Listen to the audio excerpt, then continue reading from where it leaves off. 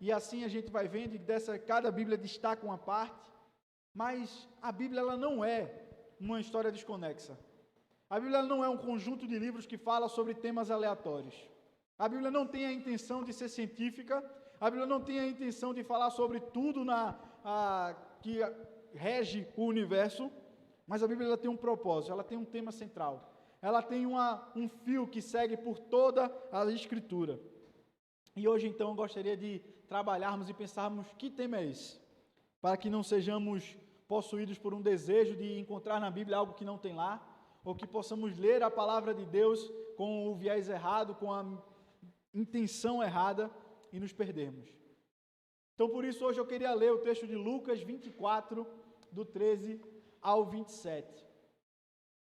Essa passagem, para entender um pouco, ela está no final do Evangelho de Lucas, e o Evangelho de Lucas é um evangelho que eu tenho lido e me debruçado, e ele está nessa narrativa aqui do Evangelho de Lucas.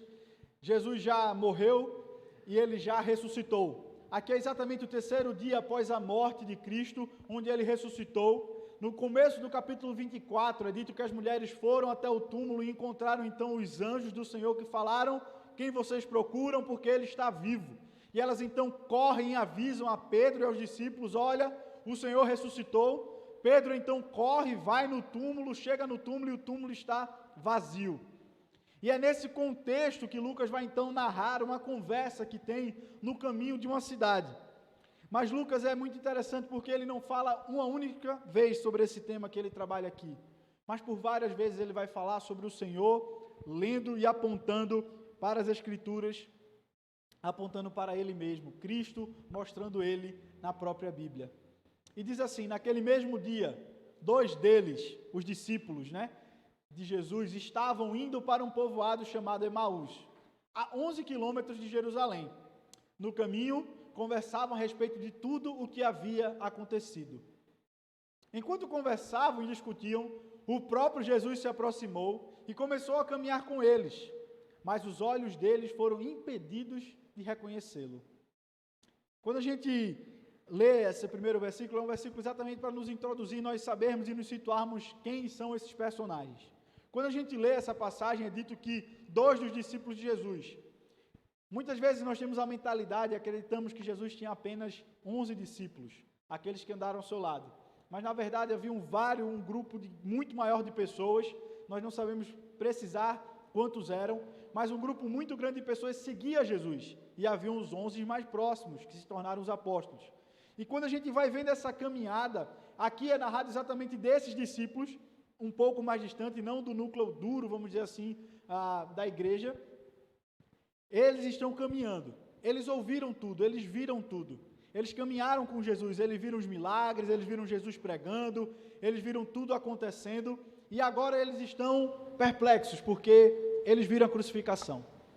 Nós não podemos imaginar se nós ficamos frustrados quando alguém que nós acreditamos, alguém que nos lidera, falha conosco, alguém que nos lidera, pisa na bola com a gente. Imagine você caminhar 3 anos com uma pessoa, essa pessoa dizer para você que ela é o Salvador, que ela é o Messias, que ela vai ressuscitar ao terceiro dia, e que você, sem entender muito essa mensagem, você vê essa pessoa que você liderava, que você acreditava ser seu líder, sendo morto, sendo enterrado, e tendo o seu plano frustrado, porque já é o terceiro dia, e ninguém viu ele vivo. A única informação que se tem são das mulheres, então ainda há muita desconfiança no coração deles.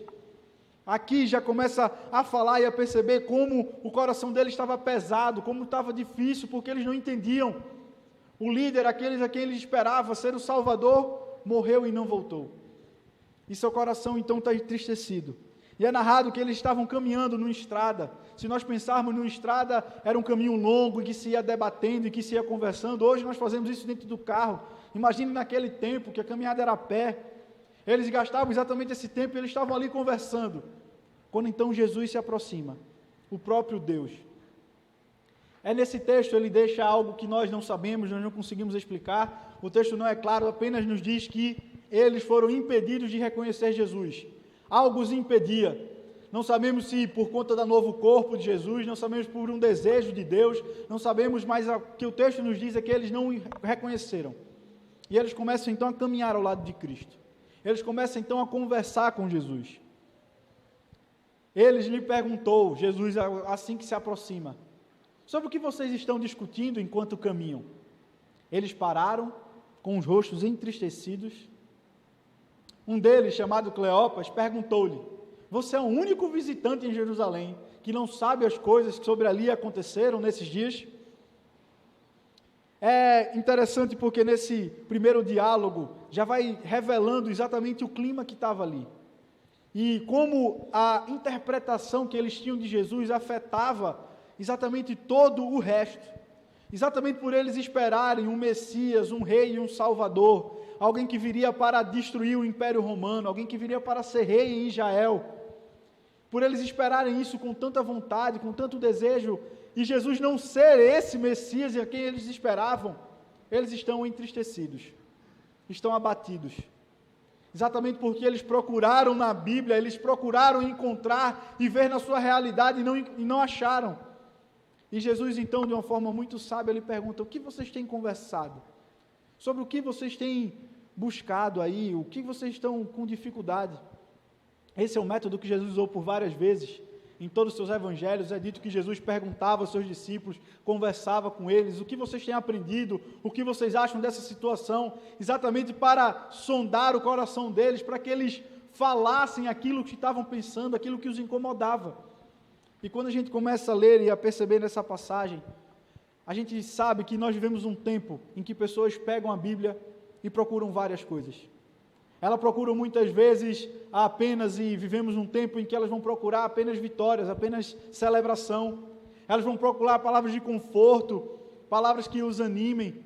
Quantas vezes eu, como pastor, não escuto pastor, fale comigo, me dê uma palavra da Bíblia, a pessoa quer algo para animá-la, quer algo para trazer o seu coração mais feliz, mas elas não estão procurando aquele que é o centro da palavra. As pessoas hoje procuram na Bíblia, podem procurar então poder, podem procurar relevância, e elas vão lá procurar na palavra de Deus isso, e por muitas vezes elas não conseguem compreender, e ela foge a seus olhos, e quando nós começamos a apresentar o Cristo, elas ficam entristecidas. Quantas pessoas ficam chocadas quando nós falamos quem Jesus realmente é? Quantas pessoas ficam chocadas porque hoje a leitura que se faz da palavra de Deus não é procurando encontrar a Cristo, não é procurando encontrar quem Jesus é e assim se moldar ao que Ele diz.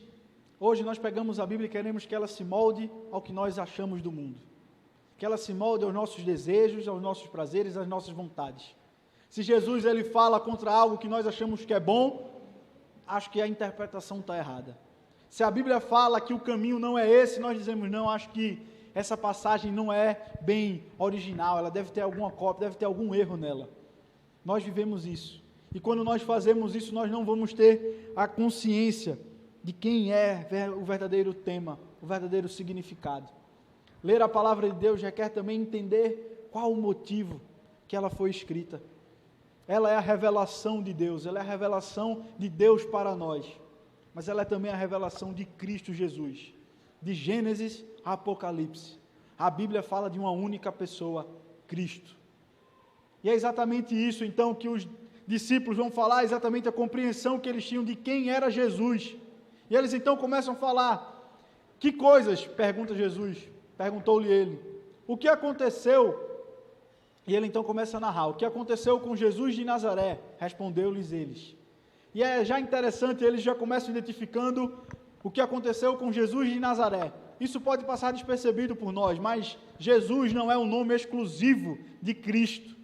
Jesus era um nome comum, assim como hoje é João, Pedro, Enzo, vamos dizer assim. Jesus era um nome comum, tanto que Barrabás era Jesus Barrabás.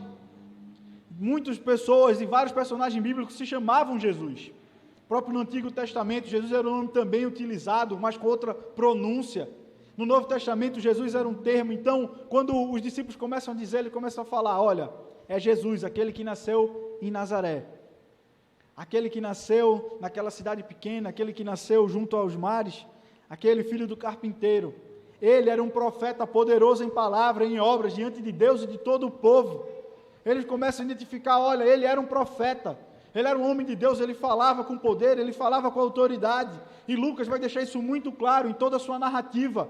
Logo no começo do seu evangelho, Lucas fala que quando Jesus falava, todos ouviam, porque ele falava como alguém que tem autoridade. Ele falava sempre, ele era um profeta, ele falava de Deus. E ele então começam a dizer e a narrar o que aconteceu há poucos dias atrás. O chefe dos sacerdotes e as nossas autoridades o entregaram para ser condenado à morte e o crucificaram. E nós esperávamos que era ele que ia trazer a redenção a Israel. Essas palavras aqui mostram exatamente a visão que eles tinham de quem era Jesus e o que eles esperavam de Cristo. Os chefes e sacerdotes, eles apontam exatamente a culpa. Eles não colocam a culpa no povo romano, mas eles falam daqueles que realmente foram usados por Deus para crucificá-lo, que foram chefes e sacerdotes, as autoridades deles, do povo judeu. E ele fala que eles esperavam que ele era aquele que iria trazer redenção a Israel. Nessa pequena narrativa desses discípulos, eles falam exatamente aquilo que era muito comum no coração do povo judeu. O povo judeu, eles esperavam, lendo o Antigo Testamento, eles sempre olhavam e falavam, olha, um dia virá a redenção, um dia virá alguém que irá nos salvar, um dia ele chegará, um dia esse rei, esse salvador, e até hoje, judeus ainda esperam o Messias. Tanto que várias figuras que os judeus esperam, sempre eles acreditam que são os presidentes americanos, que são os presidentes de Israel, que são os líderes militares do seu povo, porque são esses que eles percebem que trazem a salvação, que trazem a redenção. É sempre uma figura militar, essa mensagem que está no Antigo Testamento de um rei que viria, que Jesus seria rei sobre todos, que ele viria subjugar os povos, como nós cantamos aqui, que ele está coroado. Essa era a visão deles. Então, quando vem um profeta, nascido na cidade de Nazaré, um homem simples, um Messias, um profeta de palavras fáceis, um homem que andava na casa de todos, um homem que andava ao lado de pecadores, isso poderia chocar a muitos, mas eles ainda tinham esperança, não é ele, deve ser ele. Mas o problema era exatamente a ressurreição, porque Jesus ele havia explicado, havia dito por várias vezes que ele iria ressuscitar, mas é narrado e dito em todos os evangelhos que nenhum discípulo acreditava naquilo. Tanto que na hora que Jesus é crucificado, todos correm, todos fogem, Pedro nega Jesus, porque ninguém estava acreditando naquilo que estava acontecendo. Como assim o nosso Salvador está sendo crucificado? Como assim existe sofrimento para o rei? Como assim o próprio Deus está se humilhando na nossa presença? Como assim ele está sendo amaldiçoado, sendo pendurado num pedaço de madeira? Isso era muito chocante para eles. E eles então recusavam e não aceitavam, não admitiam isso. Por isso que era muito difícil para eles acreditar que Jesus poderia ressuscitar. E hoje é o terceiro dia desde que tudo isso aconteceu. Algumas das mulheres entre nós nos deram um susto hoje. Foram de manhã, bem cedo, ao sepulcro e não acharam o corpo dele. Voltaram e nos contaram que tinham tido uma visão de anjos que disseram que ele está vivo. Alguns de nossos companheiros foram ao sepulcro e o encontraram tudo exatamente como as mulheres tinham dito, mas não o viram. Eles estavam tão desacreditados, eles não conseguiam enxergar em Cristo como um Salvador, eles não conseguiam perceber que Jesus era aquele que veio os salvar, ao ponto que o relato das mulheres não é suficiente para que eles acreditem. As mulheres também não foram com a fé que Jesus ia ressuscitar no terceiro dia. Elas não foram lá na esperança daquilo que Jesus já tinha dito. Elas foram muito mais cumprir o costume do seu tempo de ir, embalsamar o corpo, colocar perfume. Elas foram muito mais para cumprir um ritual. E ao chegar se depararam com o túmulo aberto e os anjos dizendo que ele está vivo. Elas voltam correndo, contam para os discípulos podiam dizer, Maranata, aleluia, glória, ele ressuscitou. Mas não, eles não acreditam nas palavras das mulheres. Os evangelhos colocam exatamente que as mulheres são as primeiras a ver, porque Jesus por várias vezes faz isso. Ele faz com que o pequeno, com aquele que não é considerado, a mulher não tinha palavra de confiança naquele tempo. Ela não podia fechar um negócio, ela não poderia falar, então a sua palavra não tem tanto valor. E é exatamente para ela que Jesus aparece primeiro, para as mulheres. E os homens, os discípulos escutam, não acreditam, precisam correr no túmulo, ver que está vazio e mesmo assim não creem, porque é narrado nos evangelhos que mesmo assim eles ficam numa casa, fechados, com medo do que está acontecendo do lado de fora. Eles não conseguiam ver Jesus, eles não conseguiam entender quem Jesus era de verdade. E quando eu leio essa passagem, percebo exatamente o tempo em que nós vivemos. Quantas vezes nós queremos que Jesus se molde aquilo que nós achamos que Ele deve ser. Quantas vezes nós queremos dizer como Jesus tem que ser, como a igreja tem que agir, e isso não baseado no que a palavra fala, mas aquilo que nós achamos que é bom, aquilo que é justo. Quantas pessoas pegam a palavra de Deus e falam, não, esse Jesus ele é muito duro, essa palavra é muito forte, Jesus tem que ser mais calmo. Tanto que alguns chegam a interpretar, olha, o Antigo Testamento é o Deus do sofrimento, é o Deus da morte, é o Deus da destruição. O Novo Testamento é o único que importa, porque é o Deus do amor, que é o Deus do perdão. Eles não conseguem entender que Deus ele consegue ser justo e amoroso, que Ele consegue cumprir a sua palavra em que todo o momento Cristo estava sendo lá dito e narrado. Mas nós muitas vezes vivemos na igreja, conhecemos a palavra de Deus e não conseguimos enxergar essa beleza, não conseguimos perceber que toda a Bíblia ela vai narrando e vai nos mostrando um único Salvador. Toda a narrativa aponta para Ele, para Cristo, mas nós não conseguimos muitas vezes enxergar, mas nós muitas vezes não queremos enxergar quem realmente Deus é e que Ele realmente seja em nossa vida, e por isso nós não lemos a Bíblia como deveríamos ler. Não somos admoestados, não somos exortados como podemos ser pela palavra de Deus, porque nós queremos moldar Deus ao nosso formato, à nossa esperança. E era exatamente isso que estava acontecendo com esses discípulos. Eles leram a palavra de Deus e eles esperavam uma coisa, e aquele Salvador que eles esperavam não veio, e aquilo atrapalhou sua visão, atrapalhou toda a sua vida, e todos os discípulos então não conseguiam acreditar que Ele ressuscitou. É por isso que quando nós lemos nos evangelhos Tomé que diz, não, eu preciso tocar, eu preciso ver as feridas, não era algo muito difícil de se acreditar, exatamente por isso, meus irmãos, alguém ressuscitou, alguém que tinha sido morto. Nós muitas vezes dizemos que Tomé, que cara de pouca fé. Quem ia acreditar se chegassem para você e dissessem, olha, uma pessoa que nós vimos ser mutilada e crucificada, ressuscitou. Não era comum, não era ordinário, isso era extraordinário. E principalmente para mentes que não queriam enxergar, aquilo não poderia ser visível. Mas então Jesus disse, Ele lhe disse, como vocês custam a entender, e como demoram a crer em tudo o que os profetas falaram. Não devia Cristo sofrer essas coisas para entrar na sua glória?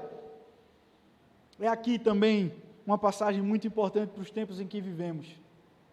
Nós achamos que ser cristão é apenas vitória, ser cristão é apenas bênção, ser cristão é apenas coisas maravilhosas. Você é filho do rei, então tome posse, você é filho do rei, então você é dono do mundo. Essa era exatamente a visão do povo judeu, nós somos escolhidos de Deus, nós somos o filho de Deus, nós somos o povo de Deus, tudo isso nos pertence.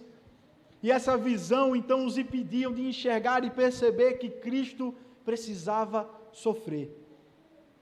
Os impedia de enxergar que toda a história que era narrada na Bíblia, todo aquele momento, todo aquele movimento histórico que aconteceu, apontava para Cristo. Todo o sofrimento do povo, cada personagem, cada história, cada pessoa que surge na Bíblia, nós dizemos na teologia, são tipos de Cristo. Nós podemos olhar para eles e perceber vários homens na Bíblia que se assemelham a eles, assim como os juízes se assemelhavam de Cristo porque eram salvadores, assim como os reis se assemelhavam a Cristo porque eram reis, assim como os profetas se assemelhavam a Cristo porque eram profetas, mas todos eles não eram perfeitos, todos eles apontavam para Jesus. E o grande problema daquele povo é porque eles não aceitavam que Jesus precisava sofrer. Ele precisava ser humilhado, ele precisava ser esmagado por conta dos nossos pecados, por conta das nossas dificuldades, dos nossos problemas. Nossa culpa estava sobre ele e ele precisava pagar. É então que Jesus no Novo Testamento, e os evangelhos fazem isso de forma brilhante, eles sempre apontam para vários textos, e principalmente para Isaías, em que Isaías fala e repete por diversas vezes, era necessário que ele fosse moído por conta de nossas transgressões, por conta do nosso pecado, mas os discípulos não conseguiam enxergar isso. Era necessário que Cristo sofresse, que Cristo morresse na cruz, que fosse amaldiçoado por Deus, que fosse colocado num lugar de maior humilhação para que nós pudéssemos ter vida. E eles não conseguiam enxergar isso. Eles não conseguiam perceber essa maravilha. E ao olhar para as Escrituras, ao olhar para a Bíblia, eles não percebiam isso. E quantas vezes nós, na igreja, olhamos para a Bíblia e pensamos, é apenas um livro velho. Quantas vezes eu briguei muito já, Estela não gosta que eu cite ela nas pregações, mas é a pessoa que está mais próxima de mim. Quantas vezes eu não tive brigas com Estela, dela, não gosto de ler o Antigo Testamento, é muito difícil, eu não consigo perceber, eu não consigo ver. E eu falo, é porque você está procurando a história errada. Se você começar a procurar ali, exatamente a Cristo, procurar ver como Jesus é narrado, como ele é construído, como ele é prometido, você vai ver como é belo, como é maravilhoso perceber as conexões, Deus construindo e revelando ao seu povo, de forma que o povo entendesse, olha, um dia eu vou enviar um Salvador. Esse Salvador um dia vai ser rei, esse Salvador vai ser profeta, esse Salvador vai ser juiz, ele vai cumprir tudo, ele vai ser o sumo sacerdote, ele vai ser o perfeito. E toda essa construção está lá, está narrado. Mas muitas vezes nós não buscamos isso. E por isso a Bíblia pode se tornar apenas um livro de consulta. A Bíblia pode se tornar apenas um livro em que nós vamos buscar palavras de conforto, palavras de carinho. A Bíblia vai se tornar apenas um manual de ética, mas ela não vai se tornar a revelação do Salvador. Ela não vai se tornar a revelação do Deus vivo, mostrando para nós que nos ama e que desde o começo da história da humanidade prometeu que iria nos salvar. E é exatamente isso que Jesus faz com eles. Eles, ei, vem cá. A partir de agora eu vou ensinar a vocês, desde Moisés, e quando fala Moisés é o Pentateuco, Moisés que escreveu, desde Gênesis, todos os profetas e toda a Bíblia explicou-lhes o que constava a respeito em todas as Escrituras. Nós precisamos entender e perceber que o tema central da Bíblia é Cristo. O tema central da Bíblia não sou eu. O tema central da Bíblia não é como Deus me ama. O tema central da Bíblia é Cristo e como Ele vai direcionar, o que Ele veio realizar, o que Ele veio fazer. Claro que esse amor é direcionado a nós, claro que Ele veio nos salvar, mas Ele é o centro, Ele é quem rege a história da Bíblia, Ele é o personagem principal, não é o povo de Israel, não são as grandes conquistas, não, o povo é apenas o meio para que Cristo viesse. Toda a história bíblica, dentro da hermenêutica, quando nós estudamos dentro da teologia, se fala que Cristo, Ele é a chave para se conseguir enxergar a Bíblia, Ele é a chave para que se possa entender e conectar toda a história, e Cristo faz isso. Cristo vai mostrando de Gênesis até os profetas, e os profetas são que terminam o Antigo Testamento. Ele vai mostrando em cada passagem onde ele era revelado, em cada passagem onde ele era demonstrado, em cada lugar em que ali falava um pouco dele, do seu caráter, do seu ofício, daquilo que ele iria fazer. É importante nós entendermos isso, porque muitas vezes nas igrejas, e as pessoas fora das igrejas chegam na Bíblia, e elas não vão com a chave certa, eles não vão procurando a pessoa correta, eles vão procurando a Bíblia por tema, como a Bíblia pode me ajudar a lidar com a minha ansiedade, como a Bíblia pode me ajudar a lidar com o meu trabalho, como a Bíblia pode me ajudar a lidar com minha família. Claro que ela vai responder tudo isso, mas esse não é o objetivo dela, esse não foi o propósito para o qual ela foi escrita. Ela foi escrita para nos falar de Deus, falar do amor dEle, de quem Ele é, do que Ele fez por nós. E é quando nós começamos a olhar e enxergar Cristo, ver como Ele se moveu, que Ele fez tudo por nós, aí sim, nós vamos entender como Ele fala do trabalho, como Ele lida com a família, como Ele trata da ansiedade. Quando nós começarmos a olhar para Ele, nós deveríamos ser os primeiros a aprender isso, a buscar. Muitas vezes não é fácil Eu não nego e digo, sempre disse a Estela, eu entendo, é realmente difícil. Quando nós não temos alguém que nos ajude, alguém que nos guie, alguém que nos aponte. Mas é importante que nós, quando formos lermos a Bíblia, claro que nós vamos procurar o significado real do texto, o que ele quer falar, mas entendam que ele sempre tem que apontar para o Senhor Salvador. Ele sempre tem que apontar para Jesus, porque Ele é o ápice da história. Ele é aquele para o qual a história foi construída. Sem Ele, nada do que foi feito seria feito. Ele é o alfa e o ômega. Cristo, Ele é o centro e não nós. Então, quando vamos ler a Bíblia, nós devemos buscar a Ele, para conhecer a Ele. E através dEle nós somos transformados. Nós somos mudados. Hoje eu iria passar um vídeo, mas eu fiquei com medo de terminar quebrando, a regra de mostrar conteúdo de outra pessoa e a gente está transmitindo, e também eu sempre respeito o trabalho e a criatividade das pessoas, mas se você quiser ver depois, eu recomendo que você veja. É um vídeo que isso era muito utilizado na minha outra igreja, e ele fala, você pesquisar no YouTube, a Bíblia não é uma série de palavras desconexas. Então eu gostaria de ler esse texto para que nós possamos, de uma forma, algumas passagens provavelmente vocês não irão conhecer, mas eu espero, com a graça de Deus, que nós nessa igreja possamos ensinar a todos, através de todas as formas possíveis, e que todos nós possamos chegar a essa conclusão, fazer essas conexões que são necessárias e importantes. E nesse vídeo, em que ele não usa todas as escrituras, claro, porque é impossível, porque só tem 3 minutos, mas ele diz assim: a Bíblia não é uma série de história desconectada. Ela é uma única narrativa na qual cada história, cada personagem aponta para além de si, para alguém maior.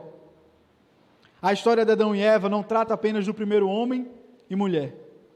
Há um Adão melhor e verdadeiro, que passou no teste do jardim e cuja obediência é atribuída a nós.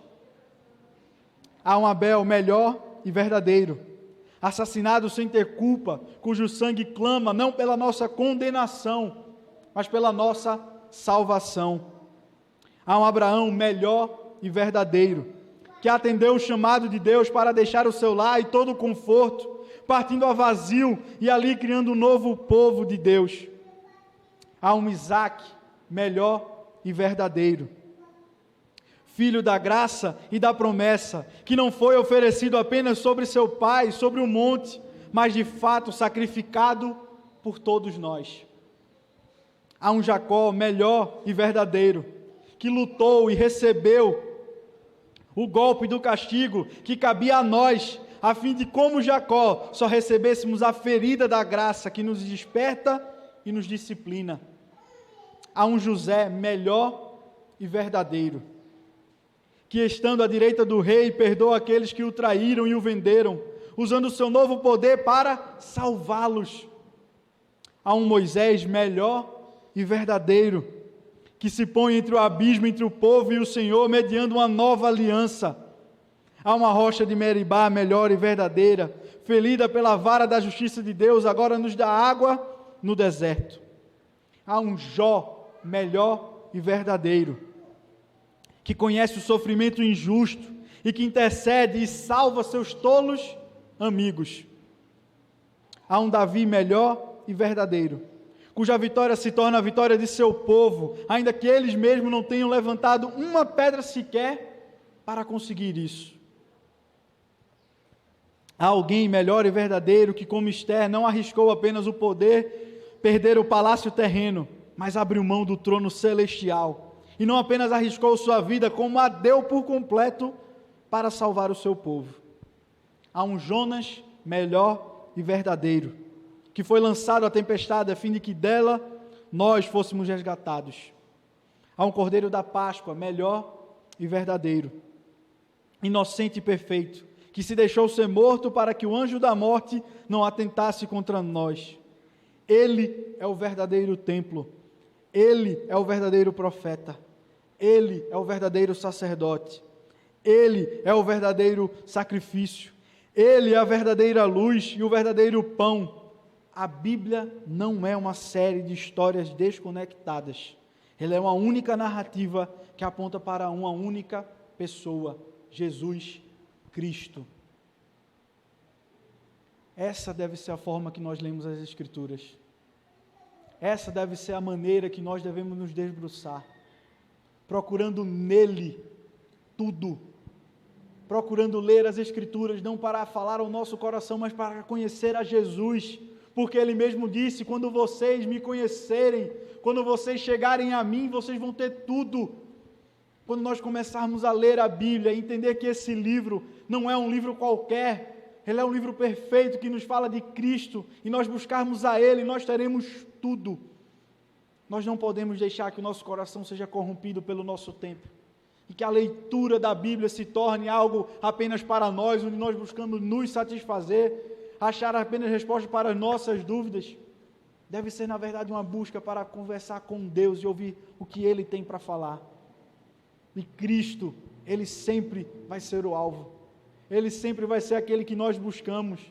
A igreja cristã na Reforma deixou muito claro, somente Cristo, Ele é o nosso Senhor, Ele é o nosso Salvador, Ele é a nossa chave para interpretar a Bíblia, Ele é a nossa chave para interpretar o universo.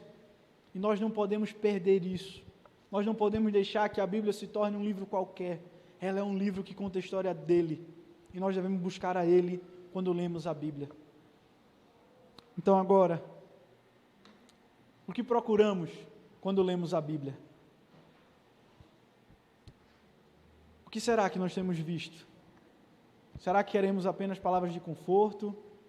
Apenas aqueles highlights importantes sobre ansiedade, sobre trabalho, sobre luta contra o pecado? São importantes, são justos. Mas será que essa é a forma mesmo que a Bíblia tem que ser lida? E outra pergunta muito importante, buscamos Jesus na Bíblia? Se você nunca fez essa experiência, eu recomendo. É maravilhoso. Começar a ler lá desde o começo, às vezes vai ser difícil, às vezes você vai ter que questionar muito o pastor. Pastor, não entendi essa passagem. Pastor, me dá uma ajuda nesse contexto histórico. Mas vale a pena.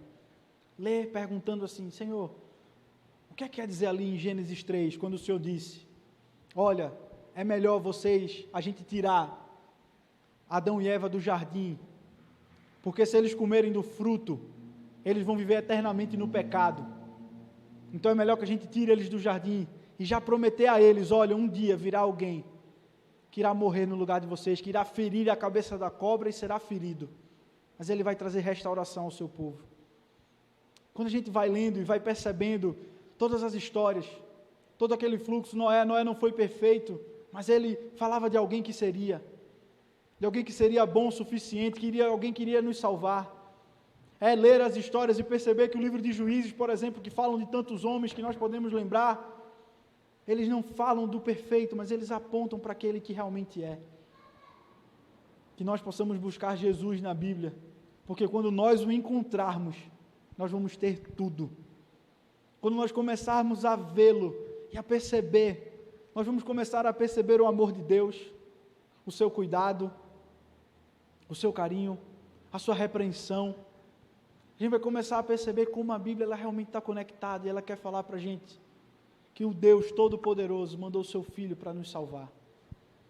Que nós possamos buscar na Bíblia aquilo que ela realmente quer falar. Ela não quer falar sobre ciência, ela não quer falar sobre filosofia, ela quer revelar ao povo, a nós, que o Deus Todo-Poderoso, Criador dos céus e da terra, Ele veio e enviou o seu próprio Filho para restaurar o mundo e o universo. Ele é o centro e não nós. O plano de salvação não é uma história onde nós somos o centro, Ele é o centro. Nós somos apenas aquilo que Ele veio trazer, mas a Bíblia fala dEle. Toda a Escritura revela Ele. Que nós possamos então mudar a forma que nós lemos a Bíblia. Que nós possamos então ser um povo que entende e reconhece e não se permite se desviar para procurar outro que não Jesus na sua palavra. Oremos ao Senhor. Senhor, meu Deus e Pai, muito obrigado pelo dia de hoje. E Pai, nós queremos te agradecer principalmente pela tua palavra. Queremos te agradecer, Pai, pelas tuas escrituras, porque o Senhor sabe que nós somos falhos. O Senhor sabe que nós erramos e que nós rapidamente nos esquecemos. O Senhor sabe que o Senhor precisava escrever, colocar no papel. O Senhor sabe que o Senhor precisava mandar que as pessoas copiassem e espalhassem esse livro, para que todo o povo reconhecesse e conhecesse quão grande Tu és. A Bíblia não é um livro que vai falar sobre nós, e nós não somos o tema central dela, Senhor, mas o Senhor é. É sobre o Senhor que a Bíblia fala, é a revelação de Deus para nós. É Deus se mostrando, é Deus falando, olha, eu estou aqui. Esse mundo que existe foi construído pelo Senhor, e o Senhor revela para isso nas Escrituras. E Pai, o Senhor nos mostra que o Senhor nos ama nela. O Senhor nos mostra que o Senhor abriu mão de tudo, abriu mão do trono celestial para estar aqui, Pai, para nos salvar. É nela, Senhor, que o Senhor nos mostra como viver, como aproveitar desse mundo, mas tudo através de Cristo, porque Ele é o centro, Ele é o alvo, Ele é o alfa, Ele é o ômega, Pai, Ele é aquele que tem que nos preencher, Ele tem que ser nosso alvo. Pai, nos ajuda para quando pegarmos nossa Bíblia para ler, que nós possamos sinceramente, Pai, nos rendermos a ela e dizer, Senhor, se revela a mim, mostra Cristo, fala, Senhor, como eu posso te enxergar, como eu posso perceber a construção do Senhor, chegando e apontando para Cristo Jesus. Pai, não nos permita que o nosso coração seja enganado, e que a Bíblia se torne apenas um livro qualquer, um livro de apenas ético, um manual, que a Bíblia não se torne apenas um livro que fala de algo belo, de algo bonito, ou que fala, quem sabe, de um Deus terrível, de um Deus mau, que nós possamos sempre lembrar que ela é Tua palavra, é a Tua revelação, a revelação de Cristo Jesus para nós. Nós possamos lembrar disso e pregar isso, Pai, porque nós vivemos num tempo, como temos pregado, um tempo que as pessoas não querem mais ouvir, um tempo que as pessoas querem transformar a Tua palavra em qualquer coisa, mas não nas Escrituras Sagradas. Que nós possamos mostrar para todos que a Bíblia fala de Jesus e que Ele é o nosso Salvador, Ele é nosso Rei. Que nós possamos demonstrar a todos a chave principal, a melhor maneira de se interpretar a palavra de Deus é quando nós buscamos a Cristo. É isso que nós choramos e te agradecemos por tudo que o Senhor fez e que ainda vai fazer por nós. E agora, Senhor, abençoe a Tua igreja. Que o amor de Deus, nosso Pai, que a graça do nosso Senhor Jesus Cristo, que o poder e a consolação do Teu Santo Espírito seja hoje e para todos sempre sobre a Tua igreja. Amém.